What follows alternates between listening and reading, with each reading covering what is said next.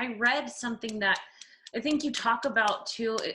I read them in the morning. So I read your emails in the mornings.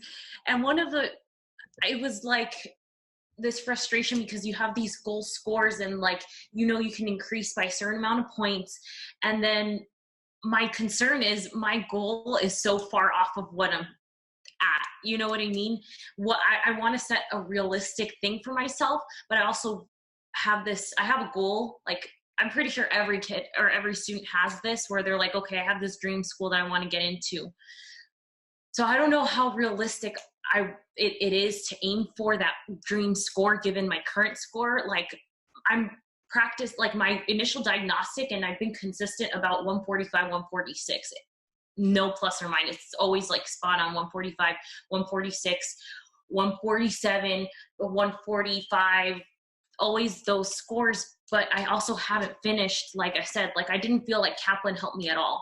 I literally feel like I went into the class and they just taught you about what a logic game is and what these things are, which in a sense is helpful. It's like the ABCs of like what the LSAT is, but I didn't actually feel like I gained anything from that. If anything, I felt like it almost made me feel like I was doing worse.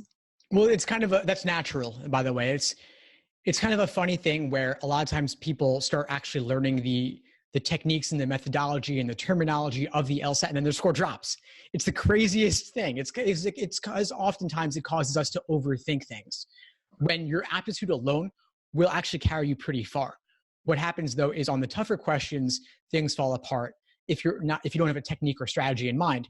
And then there's also the fact that you might have conflicting methodologies if you're using multiple systems, so you're not really sure how to go about it.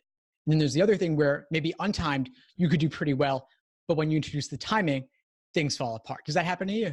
Oh, that happens a lot. So like when I do the untimed logic games, I pretty much get most of them, if not like all of them right. Maybe I miss one when it's untimed, but it takes too long. I mean, I know that realistically you get like 8 minutes per game.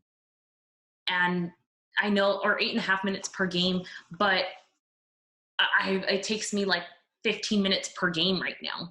And that's 15 times 4. That's like an hour. I have to cut it by half hardcore.